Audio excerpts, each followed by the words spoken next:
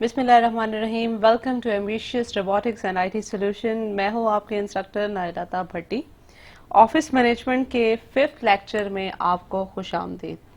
इससे पिछले लेक्चर्स में मैंने आपको इंट्रोडक्शन करवाया एमएस वर्ड के मुतालिक। हमने पैराग्राफ और बेसिक फॉन्ट्स के बारे में पढ़ लिया। आज हम इसको आगे फर्दर कंटिन्यू करेंगे और उसको कंटिन्यू करने के लिए हम स्टार्ट करते हैं एमएस वर्ड।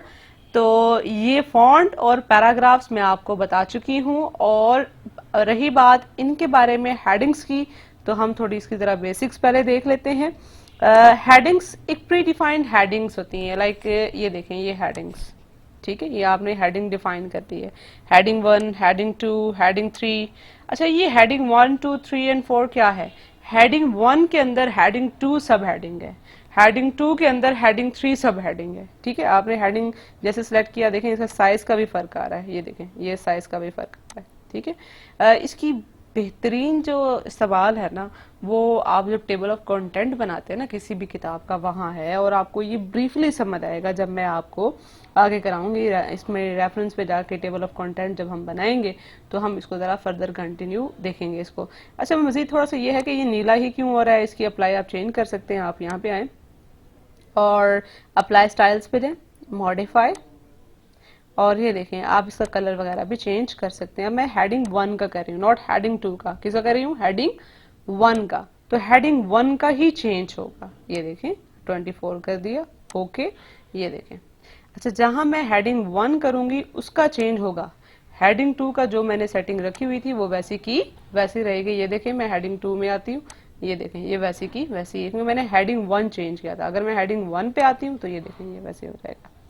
तो ये हेडिंग्स का है। आप जस्ट ये है कि एक फॉर्मेट सेट हो जाएगा हेडिंग्स का। जब आप बहुत बड़ी किताब लिख रहे हैं, एक हेडिंग का फॉर्मेट सेट कर लें।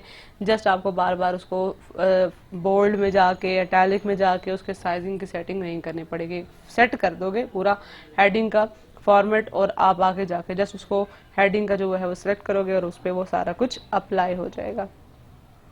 अच्छा जी, हम थोड़ा आगे निकलते हैं जनाब। आगे देखते हैं। आगे है find and replace. Find mean तलाश करना, रिप्लेस मीन उसका ऑल्टरनेटिव लेकर आना। ठीक है, अच्छा, ये जनाब आपके देखें तो ध्यान से 15 वर्ड्स हैं। अगर बहुत बड़ी किताब है तो उसमें कुछ चीज ढूंढनी है आपने। जैसे मैं यहाँ ढूंढना चाह रही हूँ कि नाइला कहाँ कहाँ लिखा हुआ है। मैं फाइंड पे जाऊंगी, ये नेविगेशन आ जाएगी, यहाँ मैं लिखूंगी नाइला। ये देखें 7 रिजल्ट है, यानी 7 बार लिखा हुआ है। काउंटिंग करें, 1, 2, 3, 4, 5, 6 और 7। ये 7 बार आपको दिखा रहा है। ठीक है, ये आपको दिखा देगा कि नाइला इसने कहाँ कहाँ लिखा हुआ है, और नीला पीला रंग कर देगा। अब जस्ट सपोज मैंने नाइला को रिप्लेस करना है, यहाँ नाइला ना लिखा हुआ है, एम्बिशियस के साथ रोबोटिक्स लिखा हुआ है।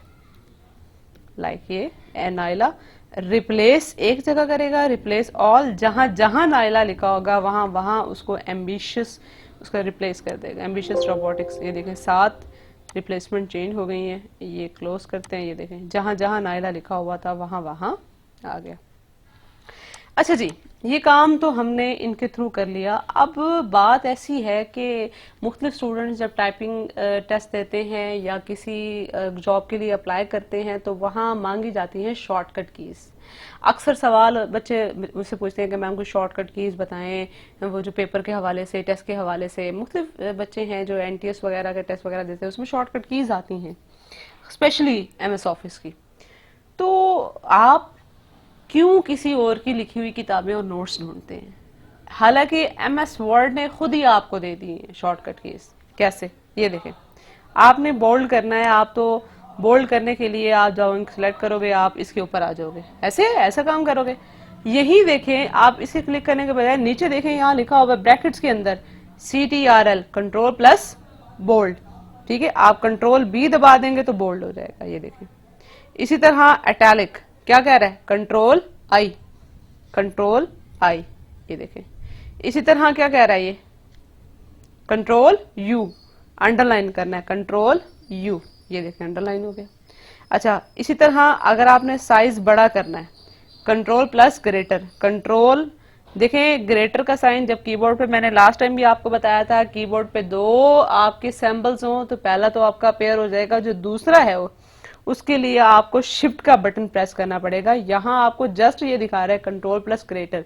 ग्रेटर का सिंबल तभी आएगा जब आप कंट्रोल के साथ शिफ्ट दबा देंगे। ये देखें बच्चे क्या करते हैं, कंट्रोल और ग्रेटर दबा रहे होते हैं, नहीं, कीबोर्ड पे दो होते हैं, पहला जो नीचे वाला होता है वो तो ऐसे आ जाएगा, लेकिन जो ऊपर वाला सिंबल है उसके लिए आपको शिफ्ट प्रेस करना पड़ेगा।